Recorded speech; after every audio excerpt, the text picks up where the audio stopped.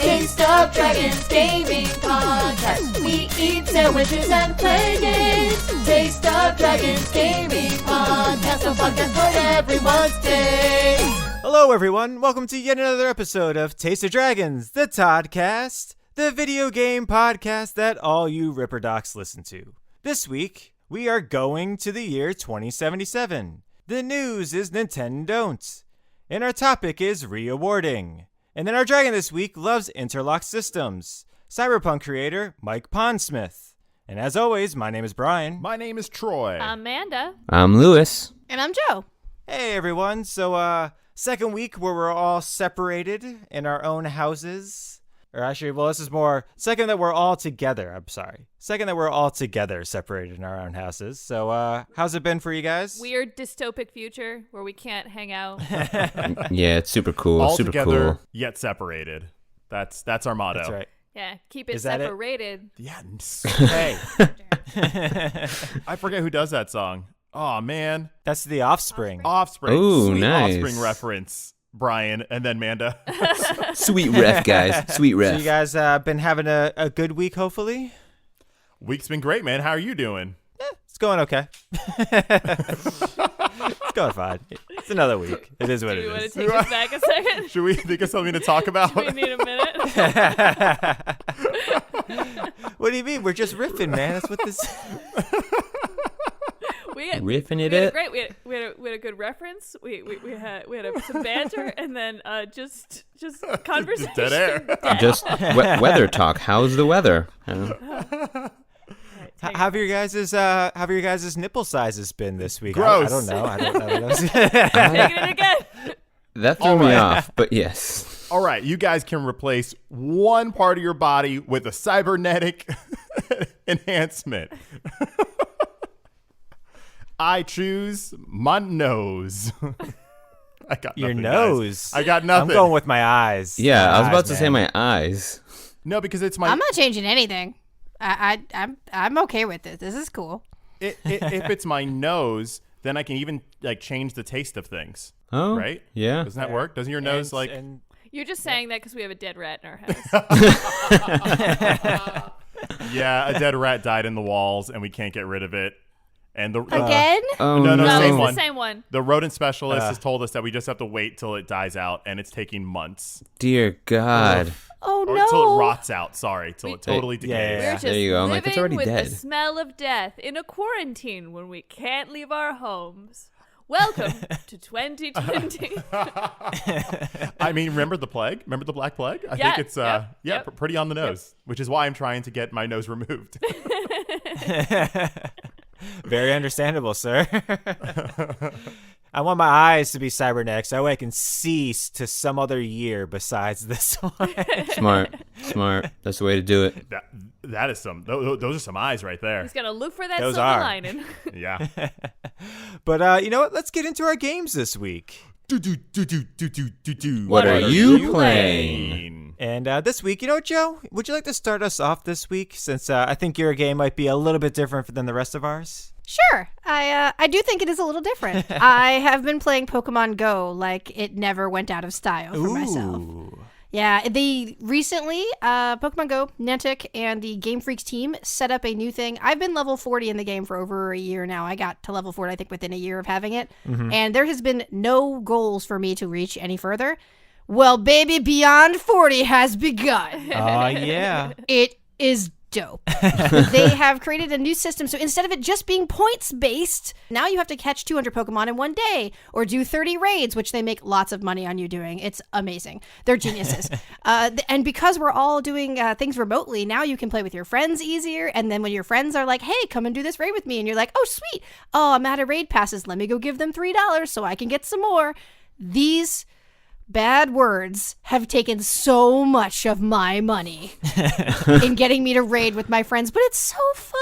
And there was a whole bunch of new medals. I got almost all of them in the beginning because I have caught way more Pokemon than I needed to in the last year and a half. But I will say Beyond 40 is dope. I'm having a great time. And Sir Fetch looks really cool as my friend still. So like he's my little buddy. On the road to 41. I'll keep you guys all updated on my trials and my tribulations. But I get these sweet glasses if I get to 41 that I'm totally going to wear with my Gyarados hat. My avatar is dope looking. Oh, yeah? Nice. And by dope, I mean looks like a dope. She's really dumb looking, but I love it. She looks dumb as hell, but it's It great. is. I'm just so impressed how well that game has been supported since, 2016 when it came out? Yeah. Yeah. Like, Yep, 2016. and for it to be a game that actively wants you to like go and walk around, cities and areas, but they've adapted it to fit in the quarantine era is pretty damn cool. Oh, yeah. They amazing. definitely transitioned, I think, better than I think any of the other games that I've seen, or at least any of the other live games that I've seen. Does anyone know how the Harry Potter version of that game is going? I know it's still getting updates. I Okay. just don't know. I just don't know how well, it is separated. Yeah. It's weird. Yeah, I stopped playing that game pretty Yeah. quick. Yeah. All right, cool. So that's been Pokemon Go. Nice.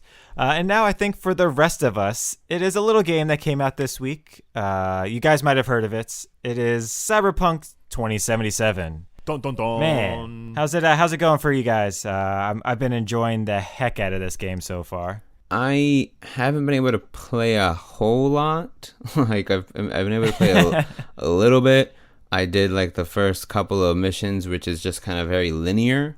I haven't been able to explore the city a whole lot, and I've been having a lot of glitches. Like a lot. Like it makes the game sometimes I'm like, oh, this can't be this game. Not like this. Not like this. When the game came out, it came out after having been delayed twice, and the tone of the release was very much like it's done. Mostly. So Yeah. when I've been playing, I definitely got a hard reset. I've gotten some glitches.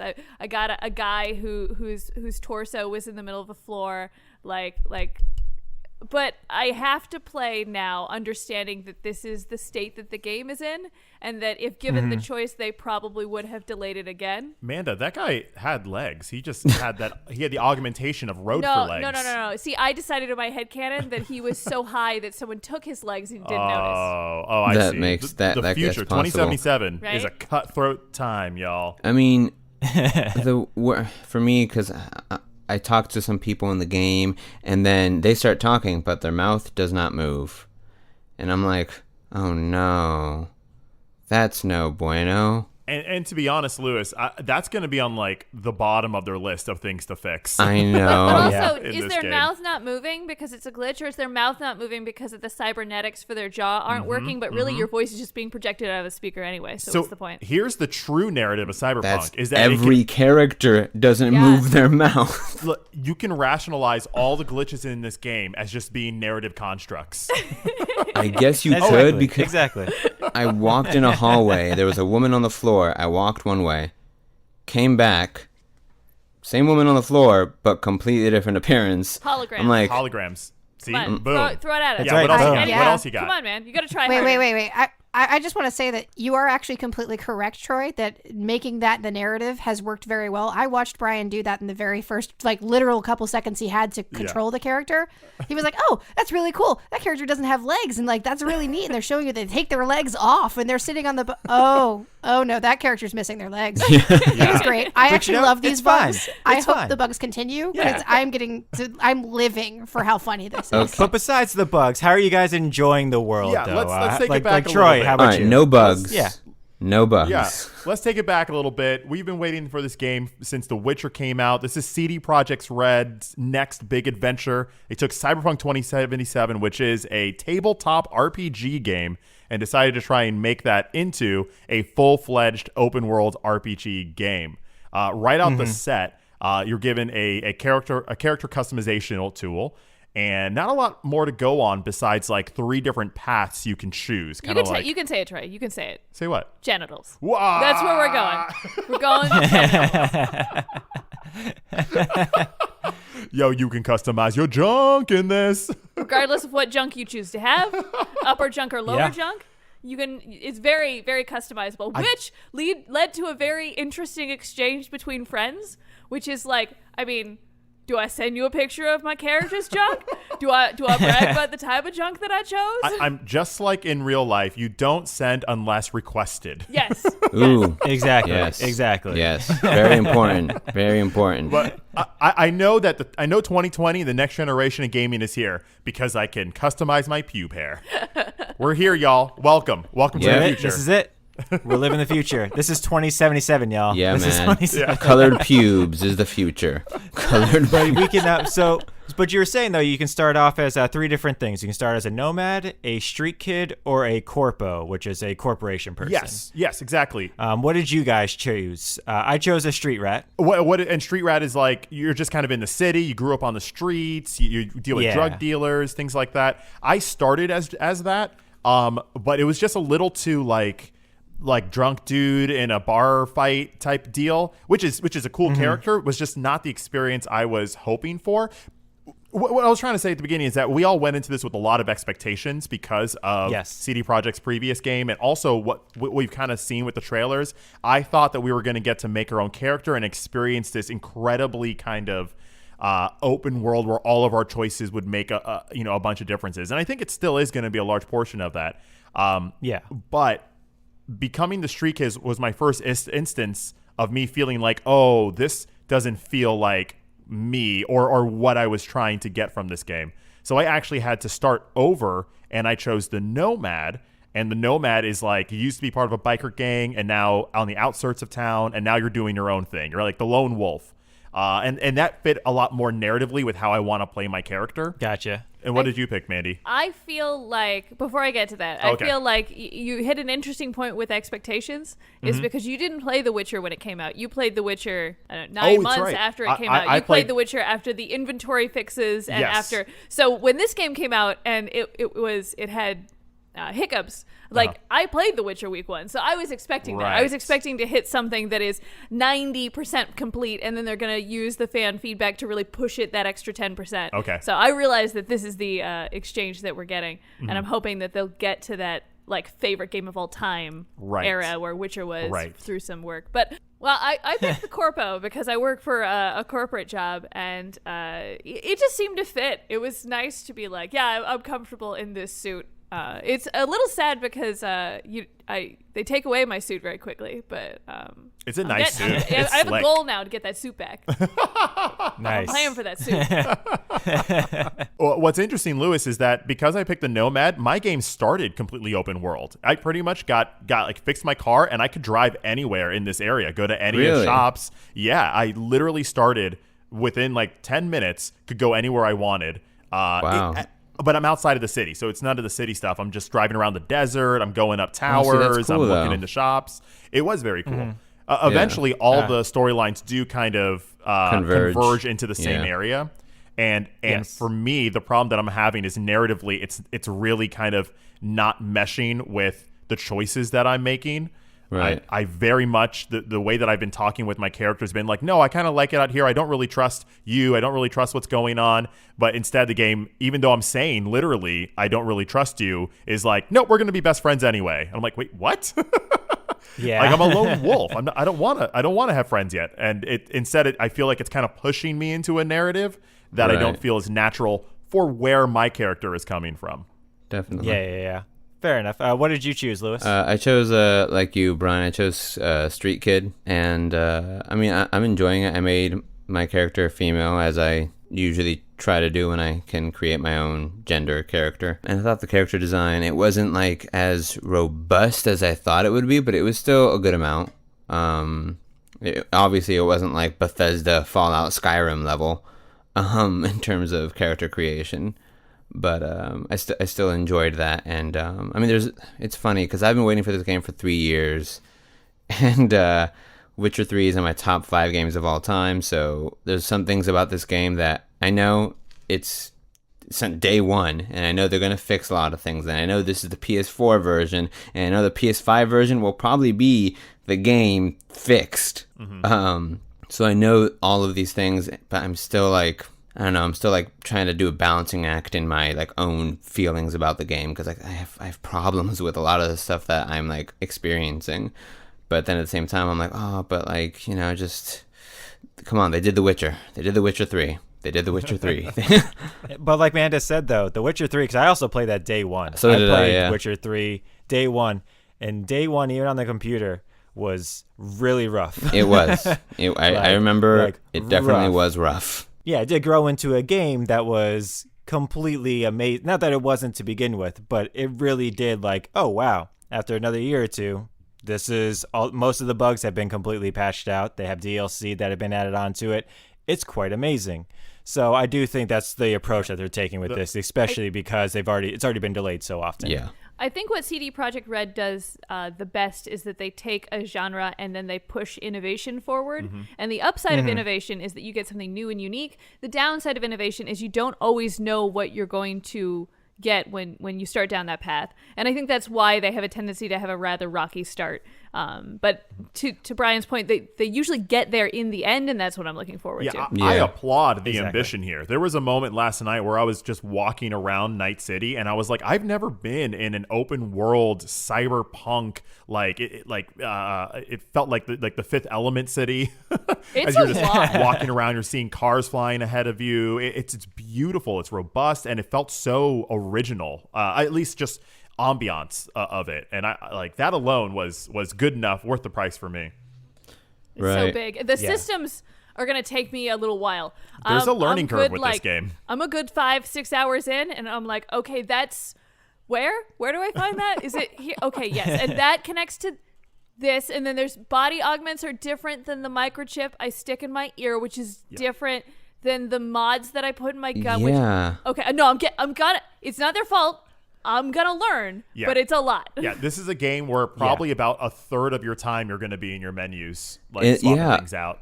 Like, the skill trees are so much bigger than I can handle.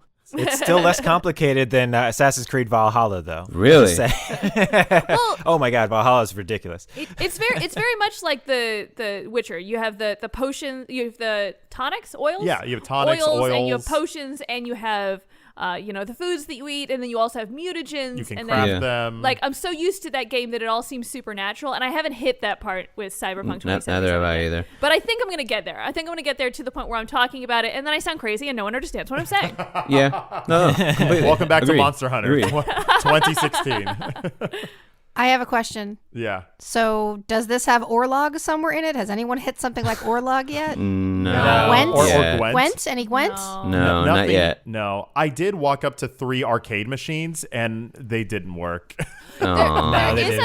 I was really excited to be like, of course we'll do like a little thing, right? Something. And no. There is a slot in your menu for tarot. I don't know how that Yes, there becomes is. Oh a man, thing, you but- don't get a tarot reading, you just play tarot cards. Or you man. become the tarot guy. You become the tarot deck with like holograms.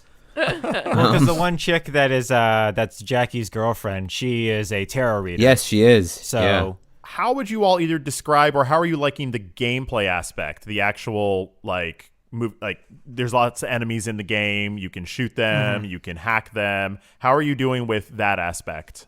It should be third person. It should be third person. Should have Agreed. been third Oh my person. God. Oh Thank my you. gosh. Thank Yeah. you. What about the first person is throwing you off? this game was definitely made for a computer, 100%. more so than a console. 100%. Really? So when you're on a computer, I mean, you can definitely tell, because at least as far as the controller mechanics work for either the menus or for the driving or for anything, it definitely feels clunky, because I feel like this is made to actually be used with the fine touch of a mouse, versus my joystick. Agreed. I can see that.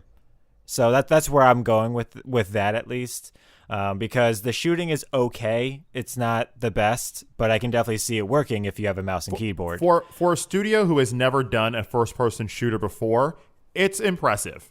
But for like a lot of us who have played different shooters, whether Call of Duty or anything else or any other game that's ever been made, because they're all shooters, there is definitely a lack of punch But then- or floatiness Yeah. that it has to it. But I then, don't mind the shooting. It's mostly that the game really wants you to lean into your character customization, your fashion for your weapons, and then the actual clothing that you wear. And you can't see any of it. Oh, it's right. like I Thank spent a you. really long time like that. You can even like upgrade your clothing so you can keep the same look for a while. And it's like, but I only see it if I'm in photo mode, or if I Yeah. stop what I'm doing to look in the mirror. Or yeah, it and doesn't that's make kind of a any bummer. sense. I don't understand that aspect of it. I'm like, why would you make this really cool looking person and I can never see myself? It took me 3 times as long to get to a place on the map because I kept on putting photo mode on because I just wanted to see my person like jumping or sliding or with their katana, because there are katanas in this game. And I just kept stopping to just look at my character and be like, huh, nice jacket. And then I would keep walking. It's ridiculous. Yeah. And because you're talking about the shooting system, and for me, the shooting system is okay. And then the melee combat system is very clunky. It feels like I don't know, like Fallout 3 clunky. That's actually been my favorite part of this, actually, with the combat. Not that it's like amazing or anything, but between the shooting and the hacking, I'm actually enjoying the fighting aspect more. Probably because you get a katana. I've tried. Probably because they've also done it already in Witcher. They've already done melee combat with Witcher, whereas it's the shooting aspect is where I think they're having the trouble. Which is personally what's surprising, because when I hit someone, they don't actually react to my hit. It's kind of like punching a statue person, and then they just speed run away. And I'm like, that's the cybernetics. I haven't encountered that at all. I'm like, this is terrible. Yeah, I haven't got that at all. I've actually, they've been reacting to mine. So I mean, but it's every single person's, at least from what I've discovered from between our friend group, is that each one of us has our own personal, unique experience with the bugs. Yeah, that's the other ones don't. Because like Troy, have you had a hard crash yet? I had my first hard crash last night. Okay, but I had a bunch of bugs leading up to that.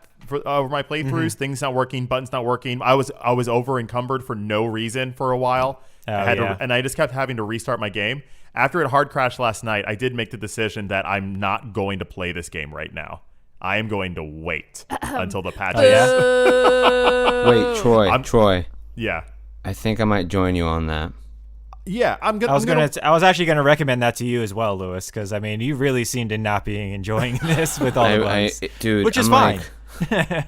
Right. You know what? Take this beautiful cake, put it back in the oven. You know, let it cook a little bit longer. I waited this long. I can wait a little bit longer. There are lots of games I want to play before the end of the year. Yes. I'll be okay. Yes.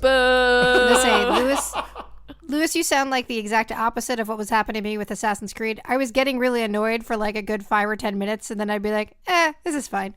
It didn't really, it was like, oh, okay, if I gotta do that again, that 2 hours again, I'm gonna do that tomorrow. I'm not doing anything. It didn't affect me the way it is definitely affecting you. You should probably wait. Yeah, I need to wait. You have such high expectations for video games. When they set it at a level, I can't go below that. They put it there. Like, well, you put it there. No. Yeah, I was about to say, I don't know if they put it there. How did they put it there? Where did they ever show you that? CD Projekt Red put it there with The Witcher. Not with The Witcher Day 1. Yeah, but that's also not this game. I know, not Day 1. I know. Just saying, my man. You put that there. But whatever, it's fine. I'm going to take a break from it. Yeah, let's see what a week does. We'll see what patches they fix, and then maybe I'll pop back in. If we're being realistic, it's not going to be a week. It's not going to be a month. It's probably going to be like mid next year, and that's not me being like pessimistic or anything like that, but for them to actually sit down and take the time that they would have taken, I think that's when it's going to be the game that you're looking for. And I also want to say I don't want the developers to like be in crunch for the rest of their lives to try and fix this game. I would prefer it be broken and they get weeks off and have like a regular work schedule than to fix this video game that I'm playing. Yeah. Yeah. So it looks like half of us are going to wait and the other half are going to keep playing it, which is, I think that's fine. That's great. I think that'll do it for this week, though, for Cyberpunk. I think that's enough Cyberpunk talk for now. I'm sure we'll definitely pick this up later and subsequent episodes. So yeah, that was our game, Cyberpunk 2077. Now that brings us to our news segment. News. This week, in case you didn't get enough of it earlier in the episode, Cyberpunk has had the biggest PC release of all time. On release day, it had over 1 million concurrent players on Steam alone. Wow. Which more than doubled the previous record holder, which was Fallout 4. Damn. So that's pretty crazy. In fact, I think I read another report that CD Projekt Red already turned a profit on it day one. What? Which for a game that has been in development for 8 years is crazy. Wow. That's insane because I also read today that their stock dropped 20%. Excuse me? Yeah. Yeah. Oh. So Damn. you lost all that money? Oh, wow. That's not how stocks work. Okay. But That's yeah. not how stocks work, but yes, Troy. Well, they made money? They lost money? I don't know. I'm sure it'll go back up, but I Right. think because of the Hitchy release, that people were worried about it. But still, that's But, great that they yeah. turned a profit, though, Yeah. already on the game itself. Yeah. That's that Keanu Reeves bump. That's how crazy business is that they already made all of their money back and people are like, I don't know if I think this is a worthy investment. Yeah. That's my business voice. That's very good. That's great what business business people voice, sound yeah. like. That's why I played a corpo. Is that what your corpo sounds like, Manda? Yep. I'm Yep. sorry. The Game Awards Welcome also to happened business. this Oh, week, I and didn't Troy even talk has about my all the guy's news voice. for you. I won't. I'm not a fan. I'm still not a fan of the male voice in this game. Sorry. That I like the was also a female big voice, turn off. but whatever. And then next we have some Nintendo has some trouble brewing, and Joe has the news for you for that one. Yeah, unfortunately, so there's a very large community of people that play Super Smash Bros. Melee. They still do run tournaments, and they are very, very big tournaments. Because we didn't have E3 this year, or PAX, or a lot of the big video game conferences, a lot of these tournaments didn't have a home this year. So they went to online, and they tried to do some of the big, giant tournaments that are yearly online, where people win money playing Smash Bros. Melee.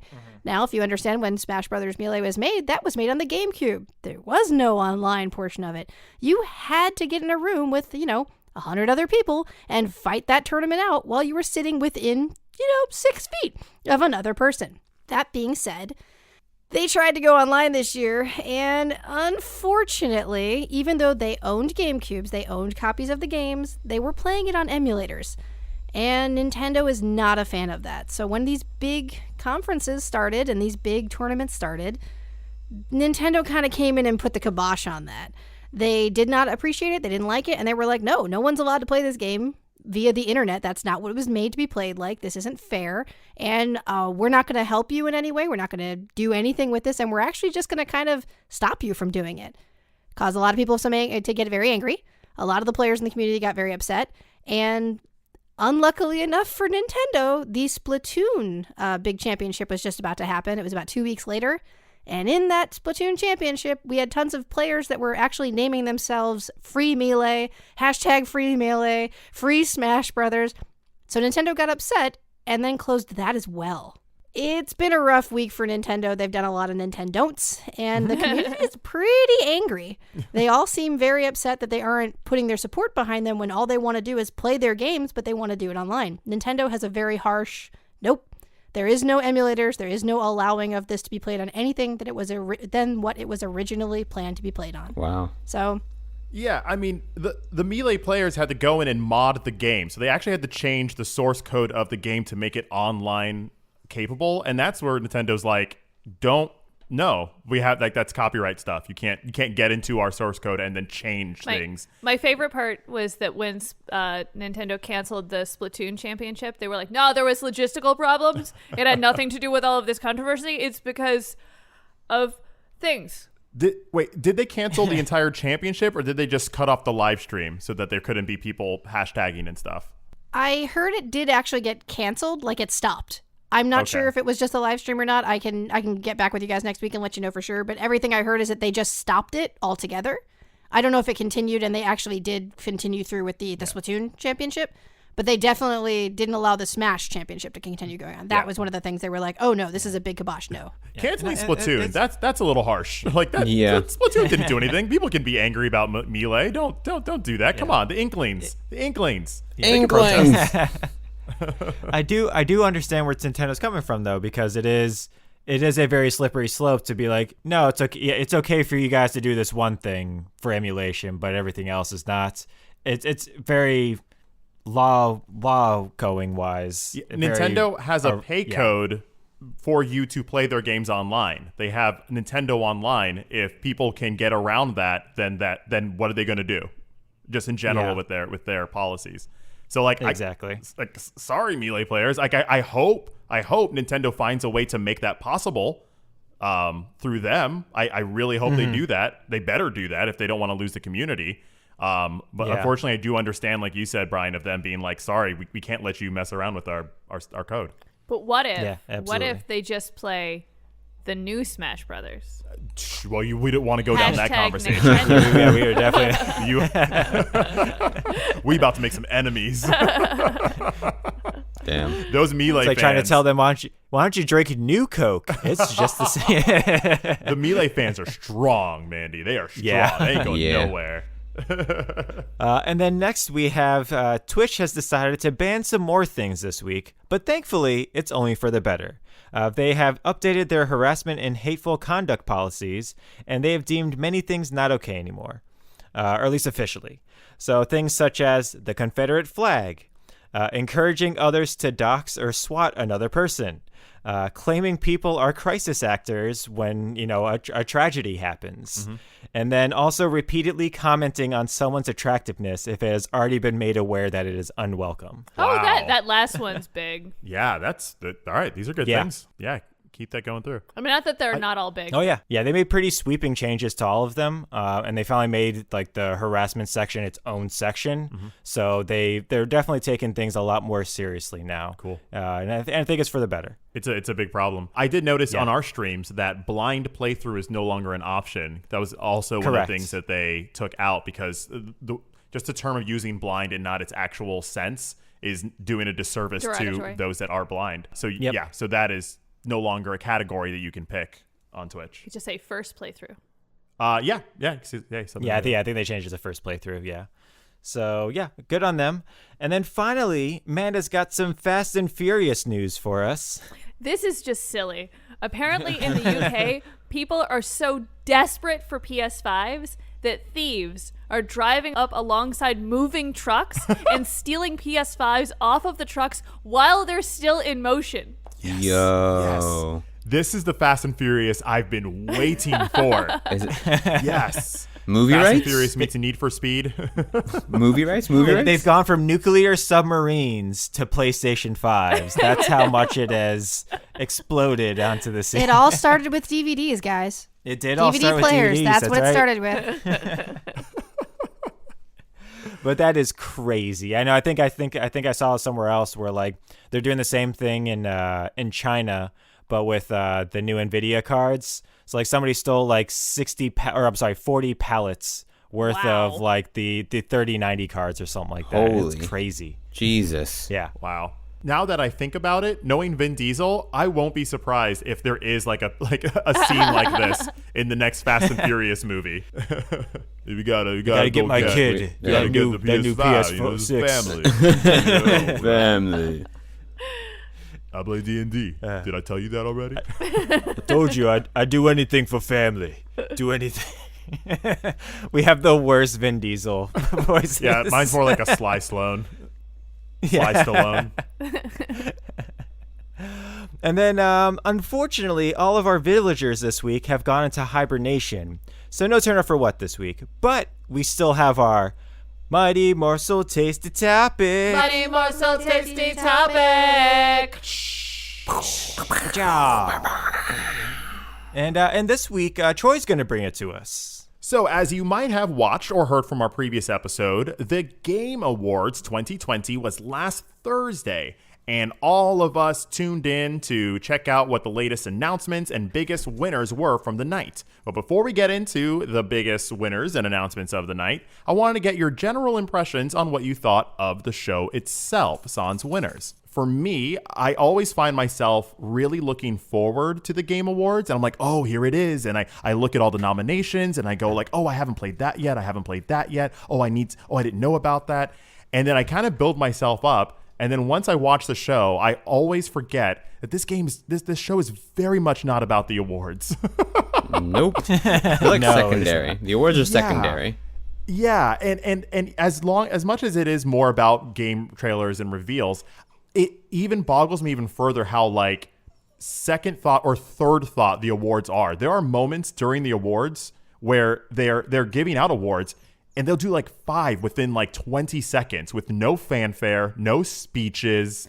You miss it if you blink. My favorite is Jeff Keighley's reactions to winning speeches, where they say something and then he's like, cool. And then just moves on. Like, he's so unapologetically himself. Yeah. Right.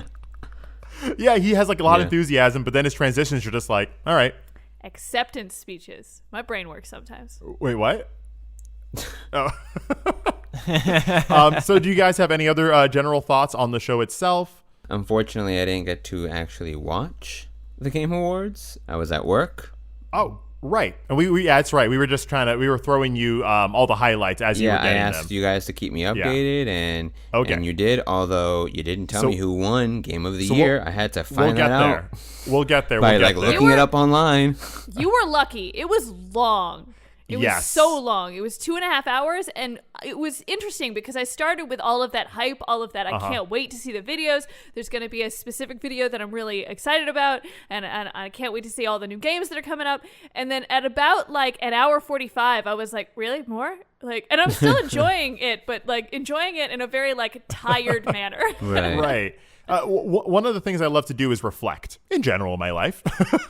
In general, I love you know, reflection. huge. It's the thing I love doing. And what I wish that this series had was a reflection on like all the games. Right. Like I think I mentioned it. The Golden Joystick Awards had like a 2-part reflection on every game that came out this year, set to music, and it was a super. Wait, you wanted it to be longer? You wanted more? That's right. 8 hours. Let's go. All reflection. Okay, I kind of get what you're saying, Troy, because I felt the same way about it. I almost kind of wish there was more. There was a really cool moment where there's a medley made of all of the Game of the Year, the games that were up for Game of the Year. There was a beautiful medley being played by the London Philharmonic Orchestra, and Yes. I felt like that was a real, true testament to how beautiful just the music and the small slideshows they put together for it, the video they did. I wanted more of that, and I'm kind of with you, Troy. I wanted more. Why didn't I get like a cool mashup of every one of these awards? It would have been so cool to just have something like a little of anything for them to be like, look at how cool these are. It's not just words. These aren't just names on a. You want the guy who does the Sony press conference to do the Game Awards. Yes. It's all Yeah. performance, no awards. I would be fine with that. Because unfortunately, like the Game Awards, I think, on paper or whatever, should be about the games that we've played. Right. And like it seems like this is the game trailers is what I feel Yeah. like this is, Or but it should be called The game announcements. Yes, which is great. I actually do love that there's game announcements, and they're showing light to all these things that we haven't seen before. But I do think that there should be more so like, hey, let's celebrate the games that you have played, the games that you have experienced this year. Instead of reflecting, you end up just trying. You don't get a moment to reflect. You're just looking towards the next year, and it's like, oh well, what about this year? We would be remiss if we didn't mention the fact that they did all 2.5 hours. They didn't have any technical glitches. That's true. And they probably had a lot of content this year because there wasn't anything else this year. That's true. So a lot of the announcements Yes. that would have been at other conferences, they probably kind of consolidated Yeah, here. it was a live show, and they pulled it off. They did that switch to It was the very well lockdown, done. the quarantine stuff very well. I thought technically. Oh, they did. Absolutely. Let's get into some fun announcements. One of the big announcements that came up early in the Game Awards was that Sephiroth, that's right, the villain from Final Fantasy VII, will be joining Super Smash Bros. Ultimate. I was surprised. I'm very happy. I was surprised, and then the moment after I was surprised, I was like, oh, right, of course. Oh, yeah. Yeah. Sephiroth is one of the I most... feel like it was like. I feel like the look that Cloud gave when Sephiroth first showed up was like, man, I just can't escape you in any of my games. It's the most Like Cloud I've gone to thing. Kingdom Hearts. Cloud's like, I got into a movie and you show up. I got into a spin-off and you show up. Come on. He's following him forever. That's because we all know that Sephiroth is secretly everyone's favorite. He's great. He's great. There's one moment in the trailer where Sephiroth impales Mario in silhouette. Mario is dangling in the air off the edge of his long sword. and then the lights go up and you see he just has him by the denim strap. I know. Yeah. I got weirdly excited. Zelda's on the ground and you see Sephiroth come down and it's just like, nope, not on top of her though, because she's not Ares. That's exciting. I'm looking forward to playing him. We'll definitely show it on a stream. The biggest thing I do want to know is what does Kirby look like when he turns into Sephiroth? That's my biggest Just thing I need beautiful to His know. hair. hair. Oh, my gosh. Or the Beautiful wing. hair. Or the wing. And he gets the sword. That's what I think. What if he gets the sword and it's the same size? Yes. It's 8 times bigger than Kirby. Fingers crossed for that. So for some Left 4 Dead fans out there, the spiritual successor for Left 4 Dead got announced. It is called Back 4 Blood. That is the 4-person co-op zombie game. Wait. Normally, I don't really care about zombie games, but wait. Left 4 Dead was amazing. That's a real thing that's happening? This is Yes. a real thing that is happening. What? Oh my god. I'm so excited. Yeah. So Left 4 Dead hasn't been You should able... probably stop being excited that game's going to be really boring to you. If we're looking at your track record. Burn. Left 4 Dead studio, Turtle Rock, they haven't made a sequel to that game because Microsoft owns the title and it's been tied up in like legal drama. So this is actually them going off on their own and making finally a sequel to the game that everyone wanted, but without Microsoft holding them back, so to speak. So good for them. Do they give a year? No. No, I don't think so. It was Like, just like a trailer. Everything said like 2021. Pretty much. Right. Yeah. Which should be in quotation marks. All of Yes. all of the Always- years always should be in quotation marks. Yeah. Perfect Dark is getting a reboot. My introduction to Perfect Dark was on the N64. It was the spiritual successor to GoldenEye back in those days to me. But I'm excited to get into that too. How about you guys? Yeah, I really enjoyed it on the 360 when it came out on that, and it was really good on that. I really enjoyed it. Right on. Big news for Manda. EA and BioWare released what the closest to a full trailer we've gotten of Dragon Age 4. Yeah, they did all the things I wanted them to do. They confirmed that Varric is in the game. He's one of my favorite characters. I already knew that Solos was going to be in the game again, but they showed you what he looks like, which is also very exciting.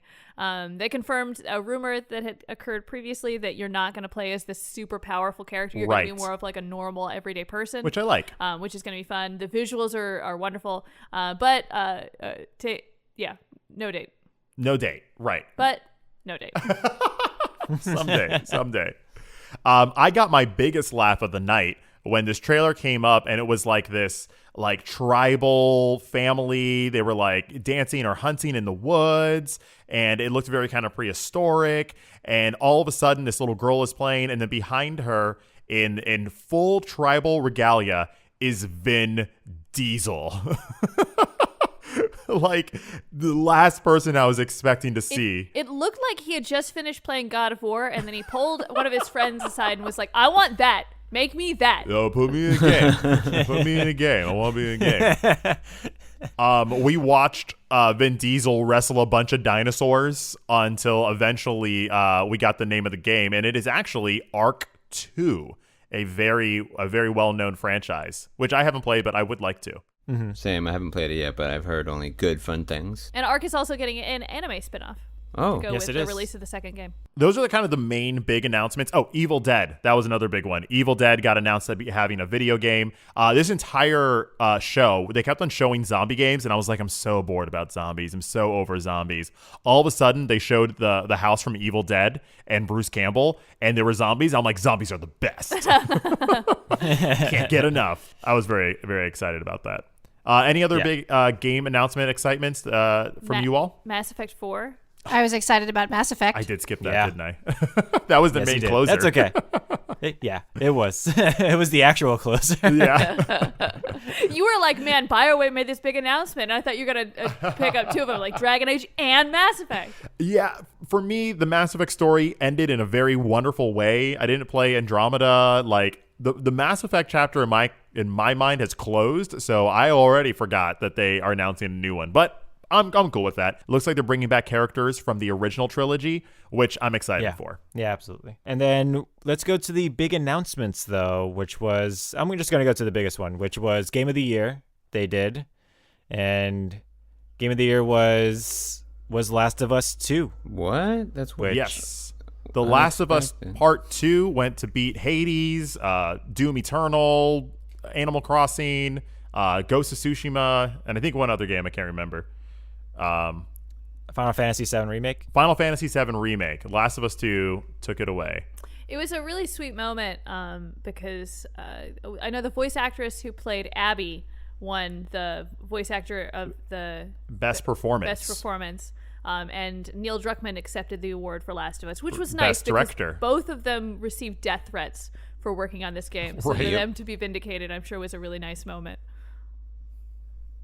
Yeah, the two big winners from last night were The Last of Us Part 2 and funnily enough, Among Us won the most awards. Oh my gosh, yeah.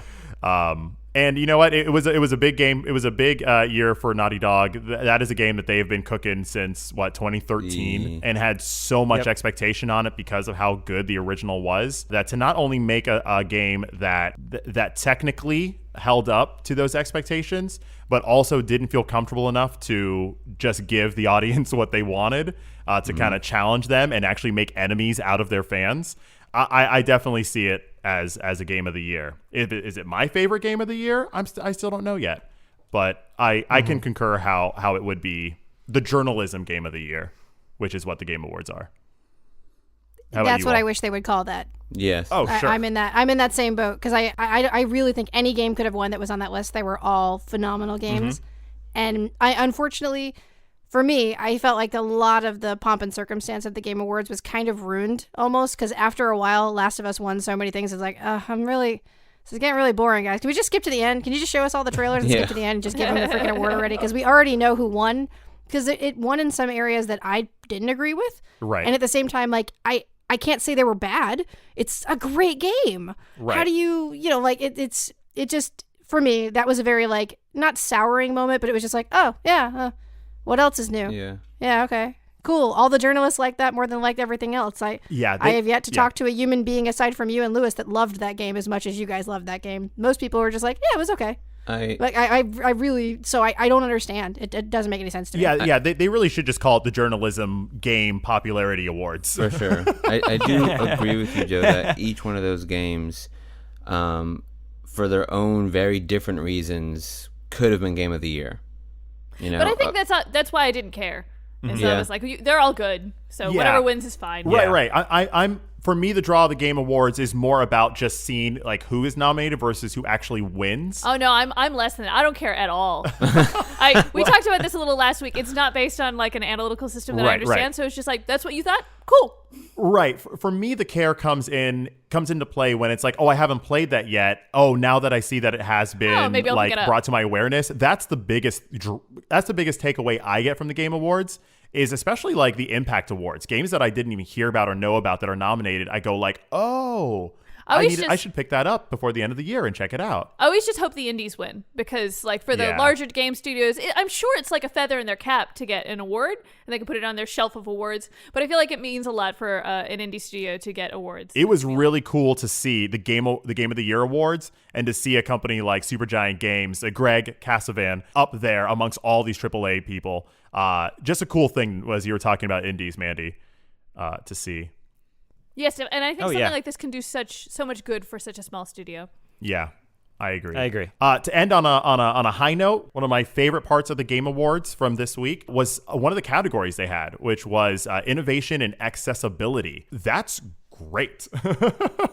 They actually are rewarding games that are putting in different options for people with different disabilities to make the game playable and viable for them. That's something that has been needed for so long. So to not only get it in our mainstream games, but to have it celebrated, that is good stuff. It was great. I do think because this was the first year that has been in as a category, and I do think that's going to expand because, I mean, one of the games was Grounded, and its accessibility was having an arachnophobia setting to take out those spiders. Right. So, I mean, while I do think that is an accessibility option, I would like to see that expanded on and actually be having it for people that need the accessibility options. Right. But I hope but it yeah, but I think inspires.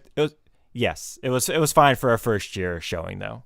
And I would love to see that expanded on and more companies getting involved with accessibility options because it's a big deal for many people. I think there's 1 billion people in the world that have a disability of some sort. Right. So for those people to be able to play games would be great. the last 3 games that I've played AAA have all had really great options: Watchdog Legions, Assassin's Creed, and now Cyberpunk. So I feel like we're getting there. Agreed. So yeah, I think that'll do it for this week's Mighty Morsel Tasty Topic. Hey, Joe. Cool. Thank you, Troy. Yep. And now that brings us to our Dragon of the Week. Ado. It's the Dragon of the Week, so don't you freak. It's the Dragon of the Week. It'll make you tweak. Dragon of the Week. Dragon of the Week is our chance to show a little love to the gaming industry, to talk about some people that we may not know that much about, but we're going to learn about it. And we're going to bring you, the audience, in on learning a little bit about these industry professionals as well. So, Ryan, who do we have this week as our Dragon of the Week? That's right. This week we got Mike Pondsmith, who is a tabletop RPG legend and the Cyberpunk creator. Oh, hell yeah. All the Mohawks. Damn right. So Mike Pondsmith was born April 14th, 1954, to a psychologist and an Air Force officer. And so being the son of an Air Force officer, he had to move around a whole lot all over the world. So friends were kind of hard to come by. So he started designing games in his head so he could play with himself. Like they were just all in his head. He's just like, I could kind of do this. So he would go on to graduate from the University of California with a BA in graphic design and a BS in behavioral psychology. What does BS stand for? Bachelor of Science? Bachelor of Science, yes. Okay. And BA is Bachelor of Arts. Cool. That's BS. So fresh out of college, though, he went to work doing graphic design for a company called California Pacific. This company was known for importing Japanese games into the West, as well as publishing their own things as well. And one of the games that they would publish would be from a little-known 19-year-old named Richard Garriott. And in case you don't know who that is, he made Ultima, and is also known as Lord British. So wait, Lord British is his name? That's his in-game name in Ultima. You don't know that? I thought like the Queen gave him like a special title. Oh no. Your Majesty. Majesty. He is a lord. Yeah. And unfortunately, though, right around this time, 1981, the owner was having problems and ended up closing down the company completely. So Pondsmith went to work back at his alma mater, the University of California, Santa Cruz, in their typesetting department. So in case you don't know what a typesetting department is, it's where you set all the type for like magazines or any sort of anything that has to do with paper, really. Or at least back in that day, it was paper. And so now he loved naval wargaming, and while a friend had introduced him to Dungeons & Dragons when it first came out, he really didn't care for the fantasy setting. But he did come across a tabletop RPG called Traveler, and he fell in love with it. And Traveler was a like a sci-fi tabletop RPG. Okay. And so he was like, wizards are dumb. Orcs are dumber. Yeah. Give me some cybernetic implants, damn it. And since he already had access to typesetting equipment, and he thought he could actually improve on Traveler, he came up with his own version of it called Imperial Star. And this was mainly just for himself, so he didn't really like show this to many people outside of himself. But he started reading a manga from Japan called Mobile Suit Gundam, and by reading, I mean he didn't speak Japanese, and he was just looking at the pictures and formed his own story in his head. I mean, that's how I read manga. That's how you read manga, man. I don't think I could have said manga any worse than I just did. You Manga. Man-anga. Yeah, I almost had mango. You went both. But from this, though, some ideas started forming in his head. And so what he did was he took the giant robot setting of Gundam and combined it with the game system from Imperial Star. And so Mech-Ton was born. It was not only the first giant robot tabletop RPG, but it was also the first based somewhat on a Japanese cartoon. Unfortunately, though, right around this time, another giant robot tabletop game came out, and that was called BattleTech. And it was better polished, better packaged, and had better figures. Oh, snap. So snap. Better figures. Uh-oh. That's what it's all about, man. So Pondsmith could not compete with it. But Mech-Ton did well enough that he was like, you know what? I think this could be a thing I could do. So he formed his own publishing company called R. Talsorian Games. And so he would put out a second edition of Mechton that greatly expanded upon it. He actually found a little bit of success with this game, but his next game he actually found more success with, and that was Teenagers from Outer Space, which was released in 1987. It simplified many systems. It actually introduced a lot of people to the concept of like high school with aliens mixed with comedy that they were doing over in Japan at the time. I don't know if you're getting a lot of settings that he does a lot of things in Japan. It's pretty interesting. And that game actually won a Gamer's Choice Award that year, which was pretty great. And so in 1987, he released Mechton 2, and with this, the Interlock system. This was a system that he would base the next 10 years of his games on. It had a more serious stat system, and it put a big emphasis on character backgrounds. And he used this for his next game that he was making. It was something that had been rolling around in his head ever since he saw the movie Blade Runner in 1982. And then he also read the book Neuromancer, and that was when a game was really starting to form in his brain. And then he's decided that combat should heavily focus in this next new game. And he came up with a new system for it that he called Friday Night Firefight. That's the name of the system? That was the name of the combat system that he implemented. That could just be the name of a game. Yeah. Right? That's a game mode. Right? And so that just expanded on the Interlock system. And this game was called, wait for it, Cyberpunk Welcome to Night City, a source book for 2013. Oh, damn. Damn. That was the full name of the book. That is a pretty good title, actually. And so this actually absolutely blew up. It released in 1988, and while he was creating supplemental books for it so quickly to try to keep up with demand, it proved to be so popular that he actually had to license out books for it to pad it out. So Pondsmith knew he had to strike while the iron was hot, so he created the follow-up book to it only 2 years later, and this book was called Cyberpunk 2020. It jumped the timeline forward 7 years, as well as introduced what is now known as the standard interlock system. And he would go on to produce several more Cyberpunk books over the years. Notably, he licensed it out to Wizards of the Coast to produce a collectible card game called Netrunner, which is actually still around to this day. Okay, there's got to be a Netrunner game somewhere in this new Cyberpunk 2077, right? I hope so. It's got to be the new Gwent. It's got to be the new Gwent. It's gotta be. And he would actually go on to make many, many, many more tabletop RPGs, most notably Castle Frankenstein, as well as tabletop RPGs based on animes such as Bubblegum Crisis and Dragon Ball Z. Oh, wow. Yeah, he actually did a bunch of things. Like, it's crazy what he ended up doing with that. Unfortunately, though, our Talsarian Games would go on hiatus, and he would accept a job at Microsoft making games for them, but like video games. He made Mech Commander 2, Bloodwake, and lastly, Crimson Skies. Oh, that's the plane game, right?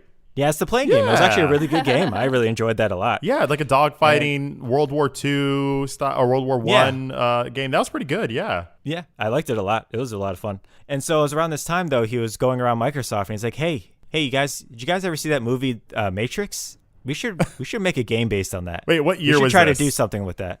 I think this was like 2002, 2003, something like that. Okay.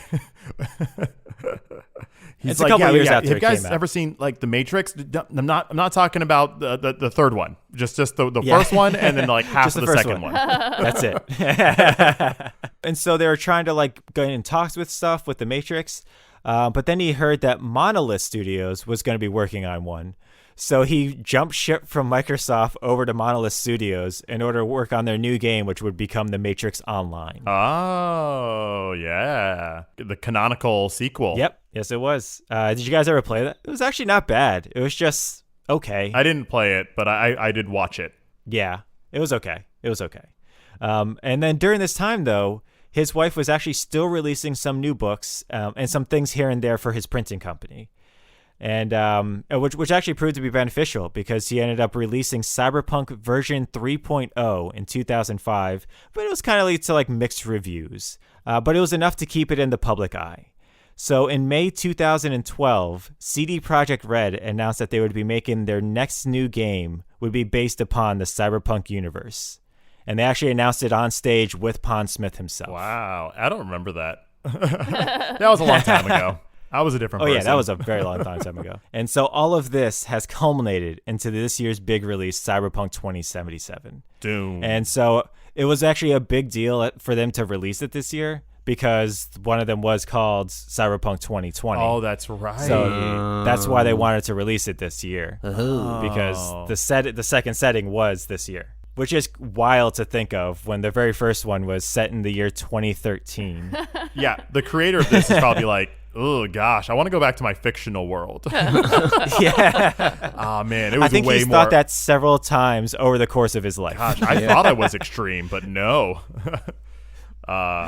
That's really cool. One of my favorite parts of playing this game so far was going on their faux internet, and there's a lot of history of the world if you read everything on there. And now that you're talking about this, I'm like, oh, these are probably like past campaigns that have happened in this game that they're referencing. Oh, yeah. Which I love. I love when a game has such a rich history like that. Yeah, the whole Johnny Silverhand is a reoccurring character in all of his games. Oh, that's cool. He's got a couple other ones that are just reoccurring throughout every single one of the games. So it's actually pretty great that they've still continued that on, even though it takes place 57 years into. I'm sorry, not 47, 57 years past 2020. They're still keeping these characters alive, which is I think great.